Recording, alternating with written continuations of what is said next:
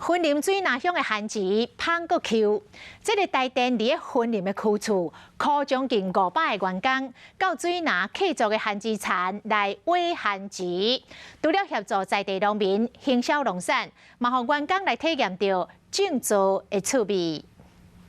1分半的番薯田，台電員工大家攏睏來佇咧挖番薯，含囡仔攏講有夠好爽的，想要挖轉去互厝裡的人食。今天來玩好不好玩？好啊。你有打算採多少個地瓜嗎？先採1袋。雲林縣種的農產品品質真好，親像水林出產的番薯芳國棉。台電雲林處就特別趁即馬番薯大出的時陣，招500個員工來到水林鄉挖番薯，除了會當甲農民鬥行銷農產，嘛會當予員工體驗採收的過程。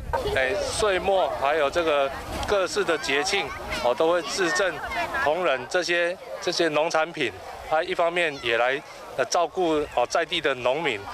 另外，除了招待員工甲農產品挖轉去厝的，台電嘛甲種植農作物分送予有需要弱勢團體，順刷做公益。剩餘的部分，我們都會把它撿拾下來，那全部再送給我們國中小的學童。我們也會配合一些我們的民俗節慶，募集一些愛心的物資，我們都會送給我們轄區的一些公益團體或弱勢團體。